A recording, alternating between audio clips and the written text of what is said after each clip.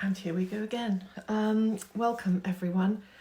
We've got a great person tonight joining us that we're going to invite to join us in, let's see. There we are.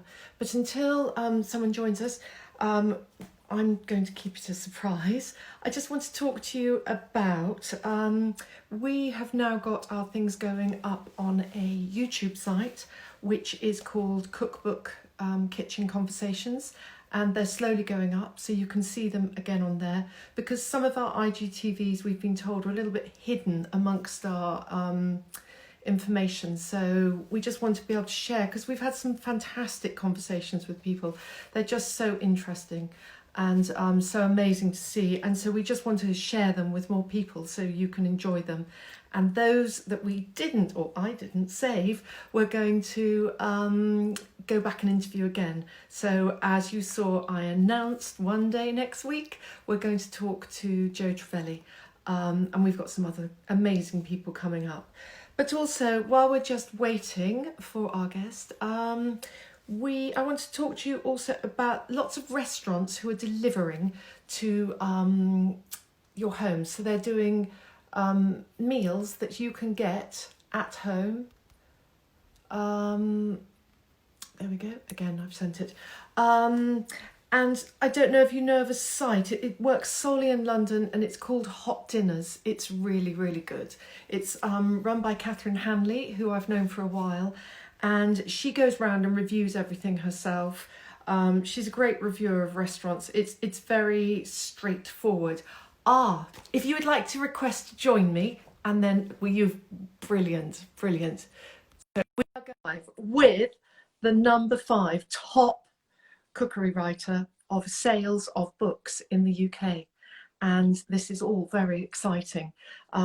She has written a series of 4 books with her other book that just came out at the end of April, and I just want you to see her before I share it, because can anyone guess who she is? Do you know who's number 4 in the listings of sales of cookery books? We've got Taste of Nom, as you most probably know, the 2 ladies who write about eating delicious food but still losing weight. We've got Mary Berry, who we all love. Anyone guess?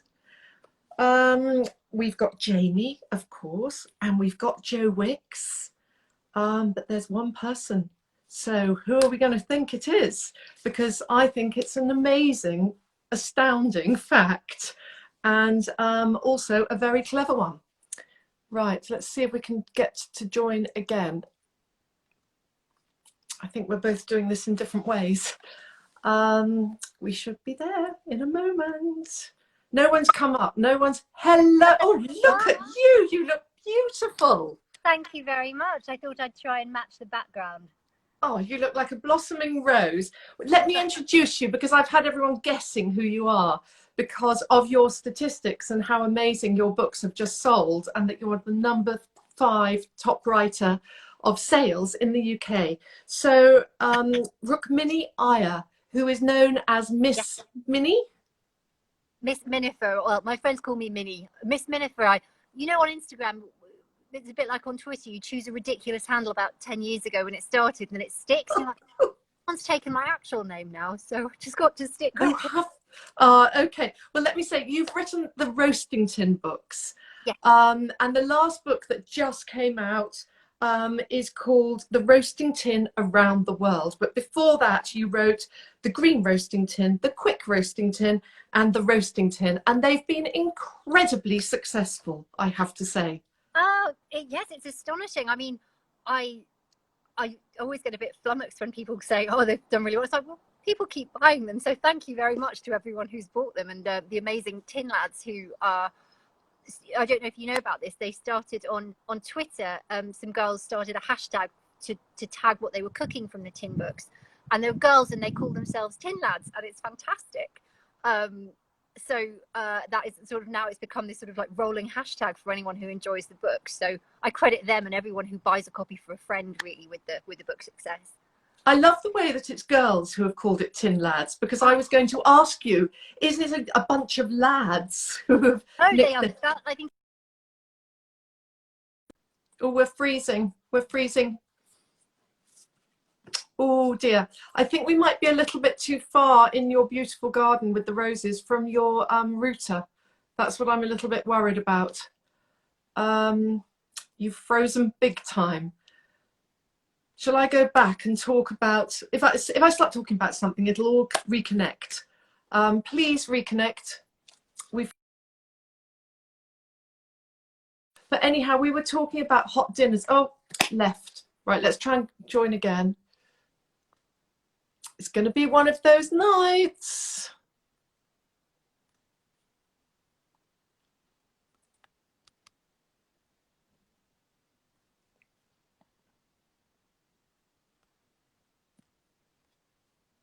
Right, there we are. We should be getting back.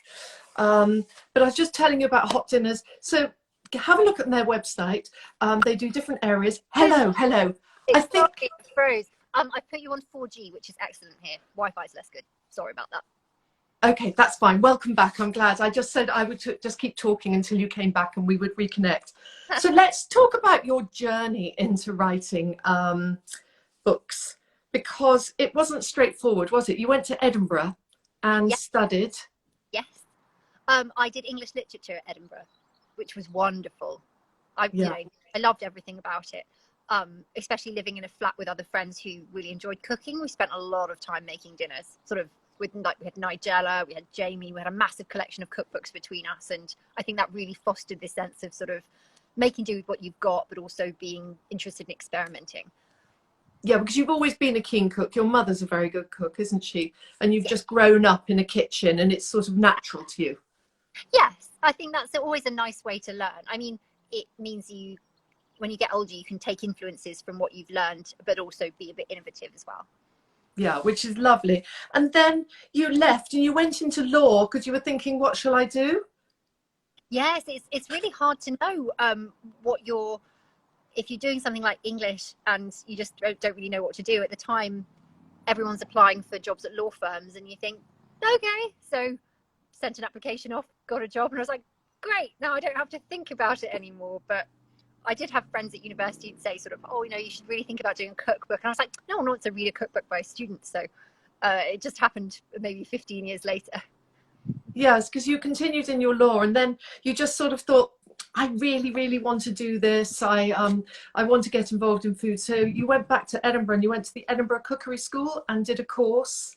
Yes, I did. The Edinburgh Newtown Cookery School. It's great. I advise cookery school for anyone who's, either if you're thinking about chefing or just want to do something to kind of improve your skills. It's like being in Harry Potter in a potions class. You've got your lovely little, your own little table with all your things laid out, and it's brilliant fun. Yeah, that's brilliant. And at the same time, you were entered into MasterChef. Yes, that's right. It was quite weird. I think we got the interview call for MasterChef maybe the same day that I put the deposit down on cookery school. So it was Whoa. a bit of a, oh, right, well, I'm going to have to pause cookery school and go and do the filming and then start cookery school afterwards. Okay, how long does it take for you to actually compete in MasterChef? Is it Well, like 2 months? it's about, I think it's 3 months in total, and I was doing it for about 2 months. So yeah, I guess it, yeah, it depends how far you get in the process. Okay, okay, but you did very well. And That's it. then you sort of decided to you joined a restaurant and worked with Tom Kitchener back up in Scotland. Yes. Oh, it's amazing. Working in a restaurant kitchen, you get so quick. You're thinking, I'm a fairly decent chef. I've been to cookery school, and you've got these actual chefs running around, like doing things so incredibly quickly, like prepping vegetables, and you just feel like, God, I'm just so slow. I'm like a snail among leopards. This is mental. But you do get so much quicker, so you can show off in front of your friends after you've worked in a restaurant because you're a little That's bit brilliant. That's exactly what Olia Hercules said last night, that she really. did a stage and she said she looked at them chopping madly and she thought, I'm going to learn to do that because I want to do it that quickly. And Yes, she said that's what absolutely. it taught her, speed. Exactly. You learn to be very, very efficient and very contained. A sort of average night in a home cook. If you've been making dinner, your family's been involved. you've got pots and pans everywhere, chopping boards, like bits of wrapper, bits of potato peeling.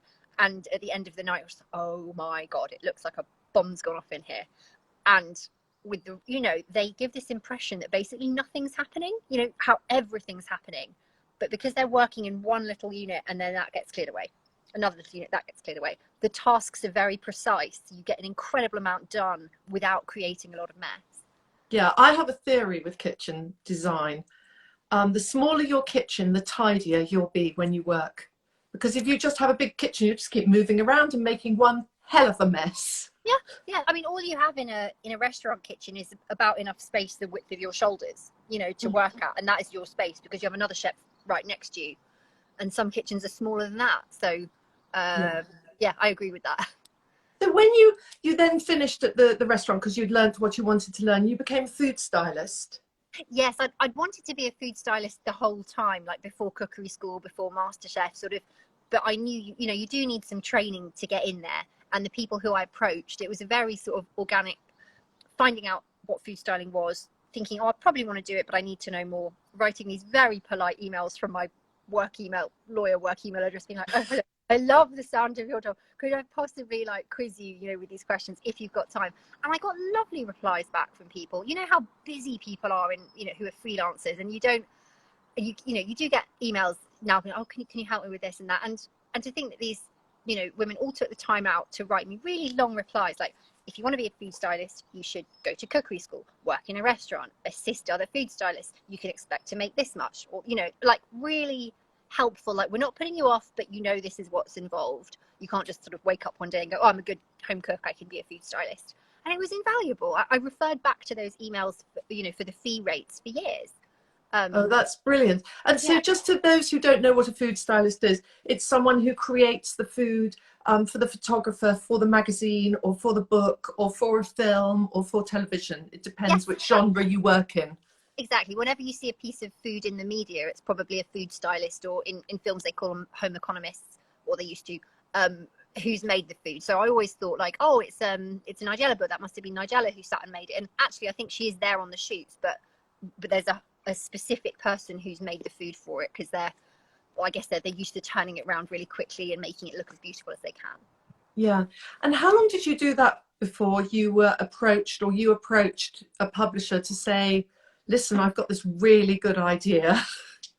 So I was working as a stylist for 2 years, and I'd written quite a few sort of little books. You get approached to write like soup, salad, sort of the supermarkety books at the checkout. So I'd met a few publishers doing that sort of thing, and a few from my current publisher working on other people's cookbooks. And I was sort of like, you don't want to be pushy, but you're sort of like, love to do a book. I can write books. I've done 1 or 2. And, from there you sort of get people saying, oh, right, can you do one on Korean food? I'm like, yes, I can do one on Korean food. That's fantastic. But obviously there's a graduation between that and having your own idea, Yeah. So I'd again put it down to kind of the kindness of other women in the industry. Sort of, I'd made friends with an editor at Phaidon through another friend who I'd worked with, who's an art director and actually the designer on all of the roasting tin books. And I said, oh, you and your friend mentioned you might, want to be able to help if I had an idea. Kind of got an idea. And they both said, this is really good. And without charging me, Penny, who's the designer, she worked up a brief. So I did all the text and kind of laid out I think it should be bright colours, and I think it should be in tins. And we worked on the design for so long. So really the roasting tin that you see in the shops is almost identical to what we handed over to a publisher saying this is our idea. But just, You've made the book for them almost.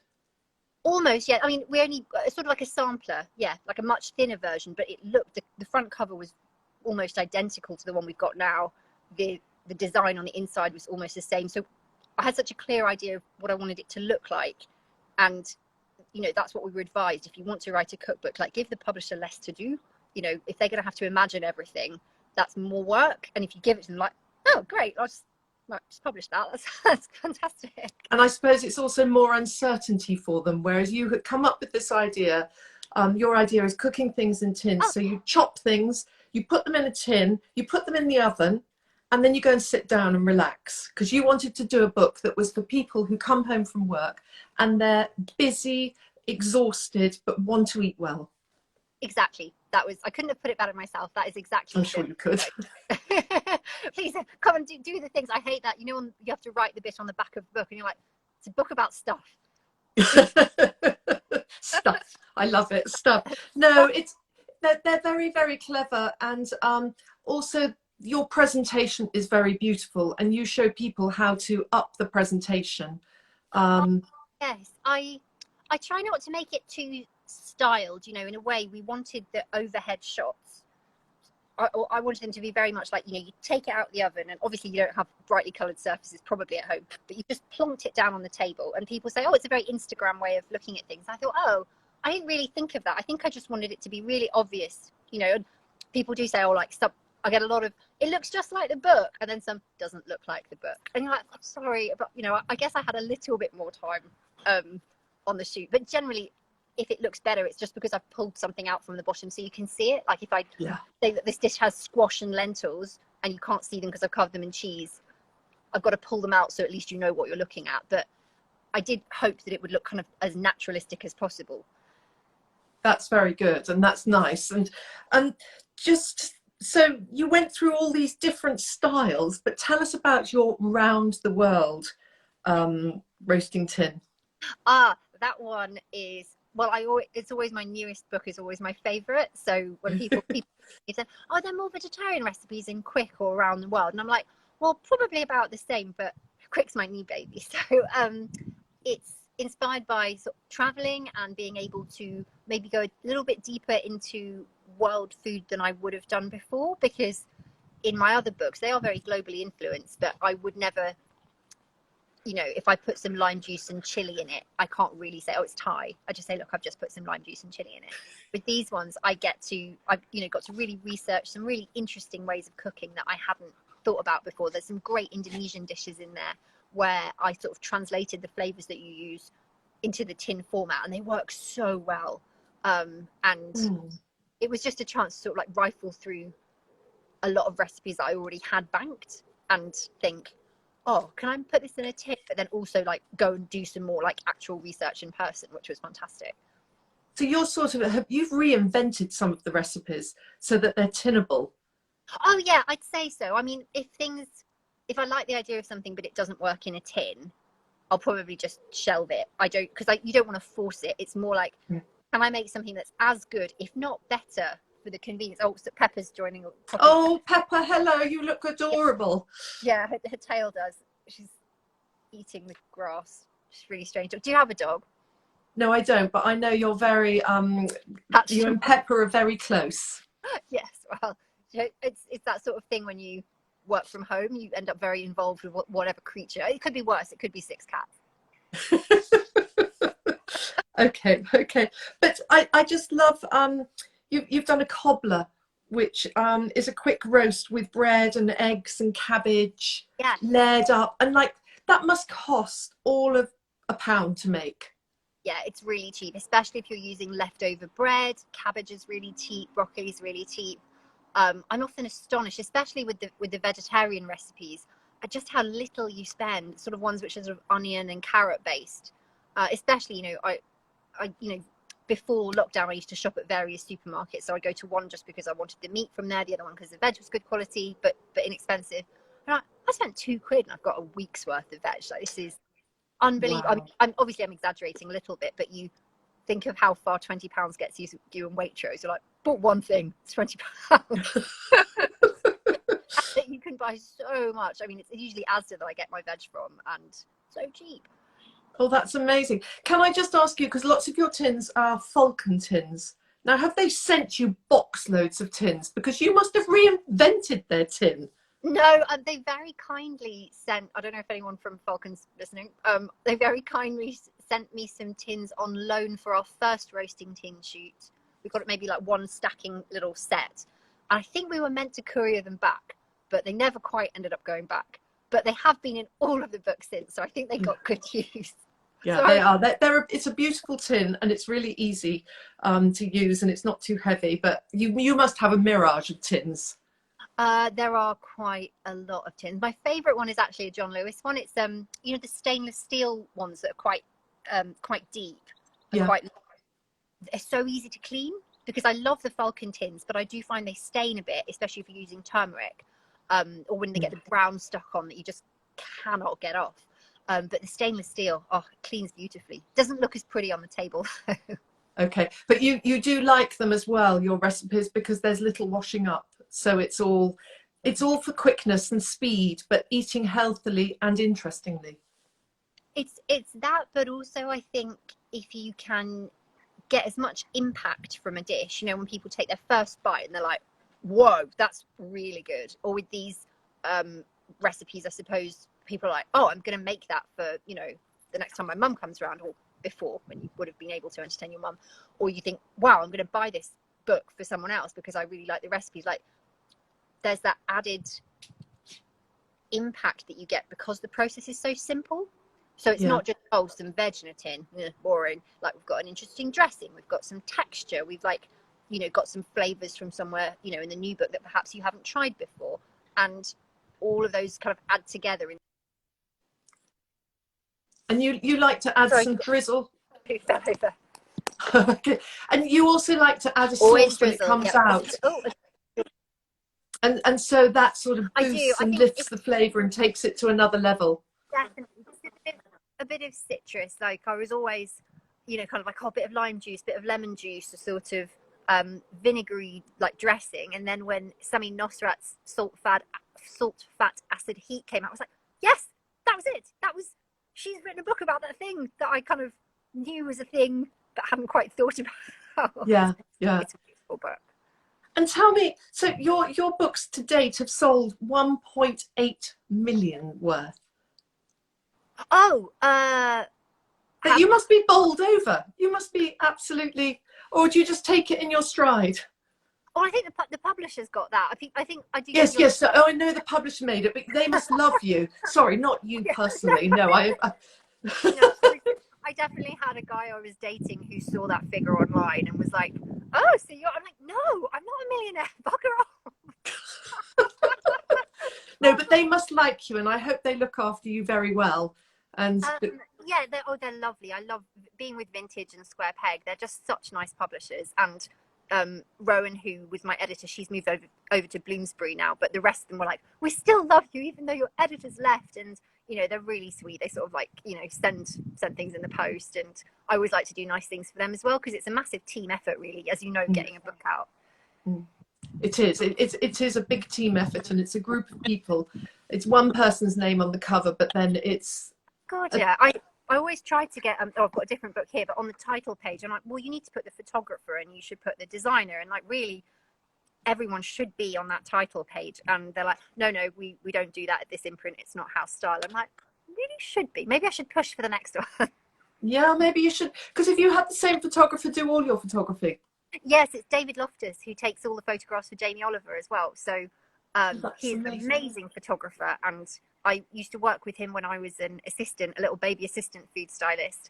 And I would say, one of the nicest photographers that I ever worked with. And I always thought, God, if I ever managed to do my own cookbook, like, I would ask if he would do it, on the basis that he said he sometimes took on little projects as well. I would never have like been bold enough to go, oh, I do these little charity projects sometimes. Like, yes, you can do my book as a little charity project, thank you.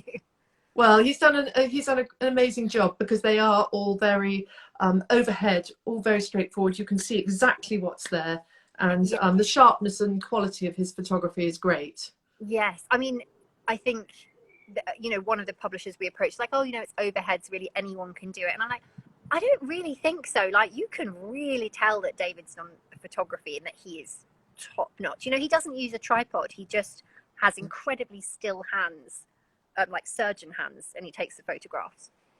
Yeah, that's amazing. Well, he can, a photographer and a designer can make or break a book. Mm. They really can. And Penny Parker, who's the designer, we were talking about her earlier. I mean, her aesthetic sense is just so spot on. Yeah, her house is amazing too. She's got really good design. Yeah, she's got good taste. Yeah. Just tell me, because you were a bit of a fussy eater when you were younger. Now tell us about your fussy eating. For someone to go from fussy eating then to writing a book, it's quite amazing, and it's brilliant for others to know. Well, I think my mum is the one who says this. I think, you know, it's like a lot of kids of my generation, probably this generation of kids eats better. You know, you'd eat a lot of beige food, like potato waffles, which are great, and pasta with cheese on, and chicken nuggets, the kind that you put in the freezer. You know, not normal. Yeah, just For, an normal food. for a child who grew up in the 80s, that was kind of normal and not frowned on. Whereas I think if I tried to give any of those things to my friends' kids now, they'd be like, why are you poisoning my child, giving them chicken nuggets from the freezer? Like, where's the organic kale kind of thing? So I think obviously it was a different time. You know, we all drank fruit juice and went to McDonald's and things like that. And now I think mums seem to be a lot more health conscious. And not that people thought they were doing anything wrong back then. No, But they didn't. but I think maybe broccoli tasted worse then than it does now. I'm sure Oh, they've. really? Because you didn't like broccoli? Oh God, no! Even at university, my friends would sort of put like 2 bits on the plate, and they end up, all right, Minnie, you don't have to eat it. And it's like, no, I'll do it. I know it's good for me, kind of thing. And then either something changed, the cultivar changed, or I changed, and now I really like it. And you eat everything because your ingredients contain many vegetables and all I eat sorts of food. everything now. Yeah, I think it was just a sort of basically not being keen on vegetables or salad. And in a restaurant, I still will leave this like the salad on the side because I always think I don't know how many plates it's been on. You know, Okay. when Yeah. it comes to a burger and you've got like just one lettuce leaf, and you're like, has that lettuce leaf been on someone else's plate? I don't know. Always been a bit fussy about. I hope not. Yeah, so you're just fussy from a sort of oh, where's it been? Who's touched it? Point of view. Slightly OCD, yes, I'd say, yeah, that kind of thing. Yeah. But tell us, because you were in Morocco and making a Yeah. film, how did you make this transition, first of all, from food styling into film? Because that's quite a hard one. Are you actually doing the food styling for the film?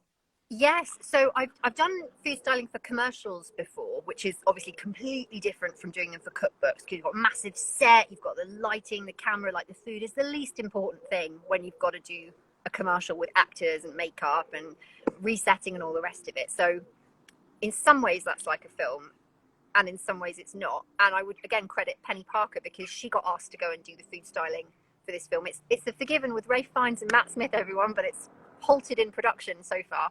And she's like, Minnie, we've been asked to do the new Ray Fiennes film in Morocco. Do you want to come? And I was like, yes, I want to come. Thank you very much. So the two of us went out together and we did it as a team, which was amazing. Oh Matt, my. but amazing. I know.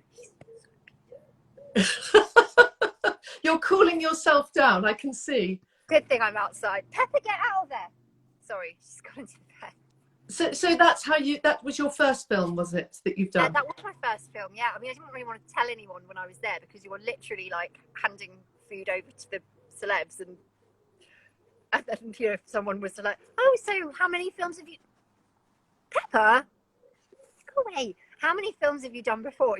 But luckily no one asked. It's very much a sort of winging it. Yeah, but everyone has to start somewhere. And excuse me, you've done so well with your books that they're very lucky to have you. Thank you. That's very kind. Well, they said that they liked the food, which was very exciting. Oh, well, that's really nice. Yes. Someone's just said, please bring the dog in before you leave. Pepper, come here. Here we are. We're going to meet Pepper, who's about a year old, I think, and goes everywhere possible. Here we are. Well, I think I'm going to have to focus the camera on her because she's just refusing to come here. Oh, look at her. She's gorgeous. So she's a collie? She is a working border collie. Okay, and does she do much work? Does she do much work? Debatable. You're very welcome. What does she do? She can shut the door now, which is quite helpful. But then if she's already shut the door and she feels like she wants attention, she'll go and keep banging it to be like, look, I can shut it again for you. And again, and again, and again. We're like, no, you only shut the door once. You can't shut it more than once. So yeah, she's bright as a box of monkeys. Ah! Pepper. Whoa, that was close. Can I just go back to your book? I forgot to ask you this. Did you do all the food styling for your own book? Yes, I did. For all 4 of them you've done? All 4 of them, yes. Yeah, and as the books got on, I was allowed an assistant, which was amazing. Oh, that's good. Yes. And so just tell people, how many were you shooting roughly a day? Because for those people who don't know about books, it's just interesting, the whole journey, and because you've done it 4 times. Someone's just said I like your dress. Thank you very much. With the food, so I'd say because it was my book and I knew how many shoot days we had, and I particularly wanted David, I drove us all a lot harder than I would have accepted if a different publisher said, "Oh, can you do the styling?" Yeah, We were doing about 14 dishes a day, which is a lot, that's quite high. quite high. Luckily, like the oven's quite large that we use, so I had sort of 4 tins in the oven at any one time, and if I didn't, I'd get quite stressed because I think like if I don't use the maximum capacity of the oven, then I'm not going to be able to get this done by the time the light goes, because you're always aware of the light when you're shooting naturally as well. Okay, someone's just asked, they must have your book. Which recipe from the new book should we cook tonight? Depends what you've got in your cupboard, I would say. Oh, good answer. Just pretend they live near a shop. You live near a shop. What would I make tonight? It's quite a nice warm evening. I really like there's an Indonesian tofu dish that I really like. You roast off the aubergine in one tray, and you just amazing peanut sauce for it, and serve it with rice that you've done in another tray with vegetables. And it's super tasty. Like, it looks very simple, but like we were talking about, it's just so much more impact for the sum of its parts. Okay, that sounds delicious. And on some of your recipes, are they all quite quick to prepare, or do you have sort of like a rib of beef which needs long, slow cooking? It depends on the recipes. In around the world, there's a few which are sort of like, oh, take a leg of lamb or take a whole chicken. But I would say the prep time, the actual hands-on time, is Yeah. minimal. Because it's just, okay, put some marinade on, stick it in the oven. Like, the only recipes which are a little more involved are, I would say, meatballs. That's about as technical as it gets, just because you've got to do a bit of mashing and rolling. But otherwise, your prep time is always going to be just how long does it take you to chop a tray of veg. Brilliant, brilliant. That sounds amazing. Someone just here asked, did you have a publisher and agent before you published your first book? Tell us the story about how that worked. I think you told us before, but they obviously want to know. Oh, that's good. So I didn't have an agent. I was advised to go and talk to one who thought that the book was a great idea. But in the end, because I had worked with a couple of publishers, I thought, you know what, I'm just going to send them my little sample first and see if they want it. And if they don't, then, I'll go to an agent afterwards. And obviously not all publishers take unsolicited submissions, but actually both the publishers I went to would have accepted it if I'd just been a member of the public as well, rather than like, hi, nice to see you last week, here's a book. Yeah. I don't feel, but of course I don't think it really makes that much difference. If it's not something a publisher wants, the fact you've met them on a job once or twice, it's not going to make any difference at all. And even though Rowan at Square Peg took the book, I didn't hear back from her for a month and a half after my first email. Like, I definitely sent a follow-up saying like, oh hi, I sent you a proposal, and then oh yes, we'd love to have you in for a meeting. I was like, oh, amazing. So sorry, that was a long answer saying no, I didn't have an agent, and I went directly to the publisher. So really, I think if you're publishing a cookbook, it depends on who you want to send it to, whether you think about the agent route. What would you think? Do the majority of people that you speak to have agents before they go on? Oh, it was a long time ago. But first of all, I did it as you did it, directly with. I got asked by publishers in food styling, and someone said to me, "Will you write a book? You're very opinionated," and I took that the wrong way. But anyhow, and then after I think about 4 or 5 books, I did get an agent. I think that's when I co-worked with Joanne Harris, and someone said, "You've got to have an agent, because this is getting complicated and quite real and grown up." Yes. Did you work on 5/4 of the Orange? No, I did the French Kitchen and the French Market. Ah, okay. The cookery books that we did together, and then another one on chocolate. Yeah. No, she wrote her novels completely. I'm nothing to do with those, but they just wanted someone to, because it was such a cult book, chocolat, when it came out, and they wanted to transfer it into a cookery book, with all her French recipes and things. Oh, I love that film.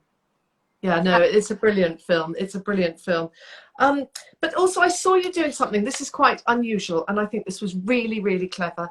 you do a baked ravioli. So you buy the soft, freshly made ravioli, and then you add moisture to it with your tomatoes. Canned tomatoes. Yeah, because Yeah. I thought about it like a bit like if you buy fresh lasagna sheets from the supermarket, you don't have to blanch them or anything first. So, gosh, sorry, you got the sky again. It's blue, everyone.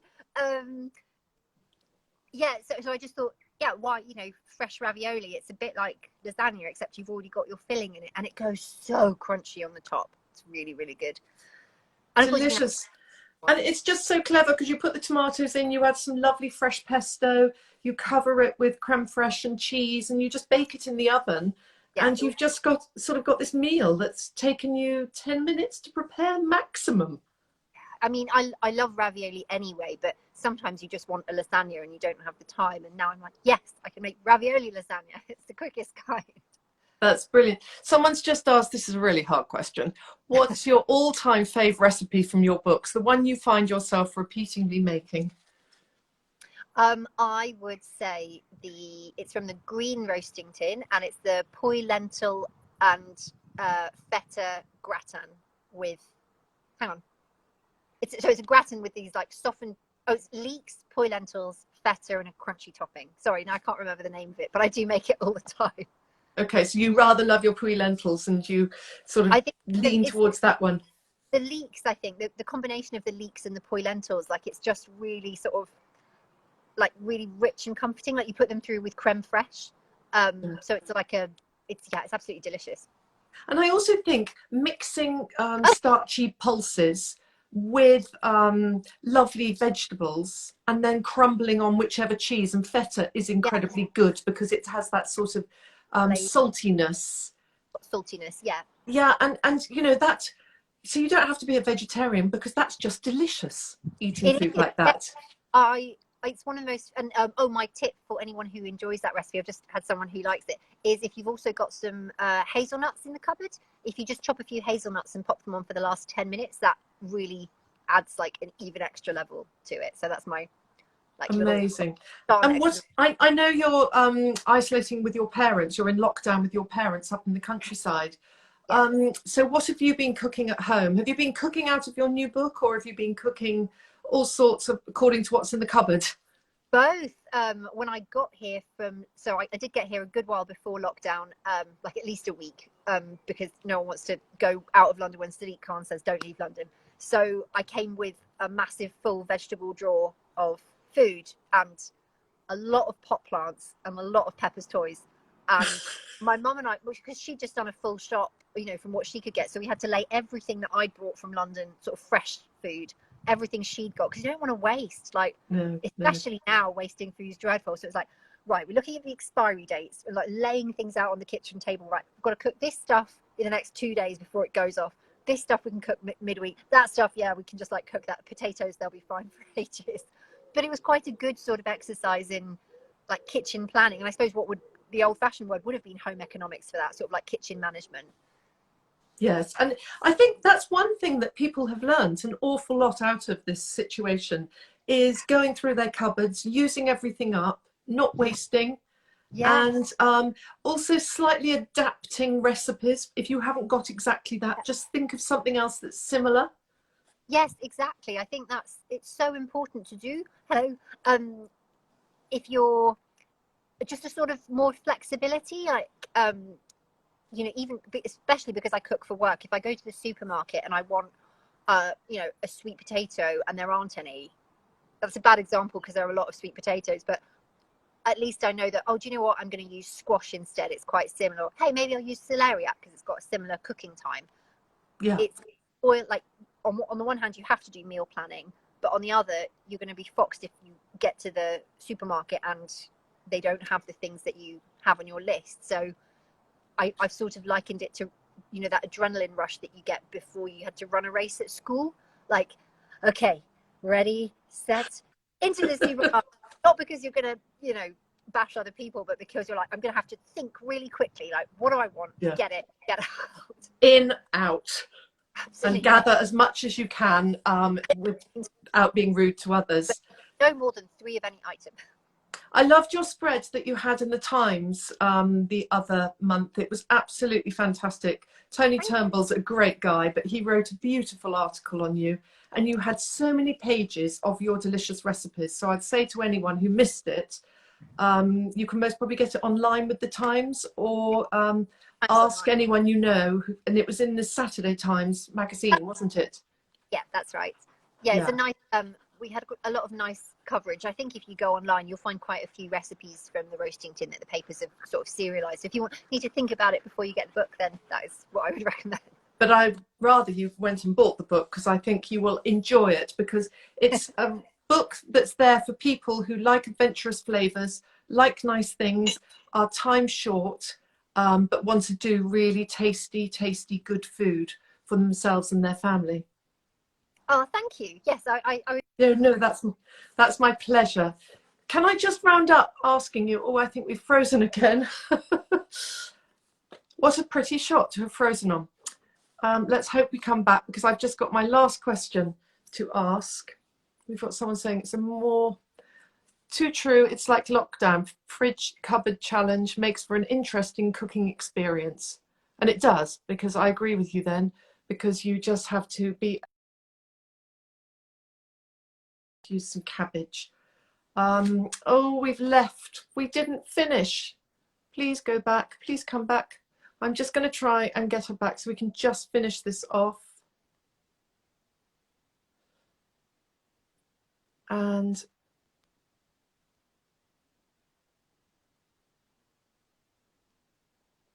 we will send, hopefully. If not, I will have to email and ask her for her favourite recipes, food inspired films and all the rest. I think she might have gone. I'm going to round off there with everyone and say thank you very much for joining us. We've got a great person joining us tomorrow night. We're going to talk sake. It's Friday night.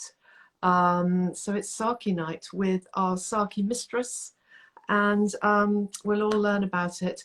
But I really enjoyed chatting to Rukmini, and she is the #5 top seller of books in the UK at the moment, which is amazing. So don't forget her, Rukmini Iyer. Thank you. Bye-bye.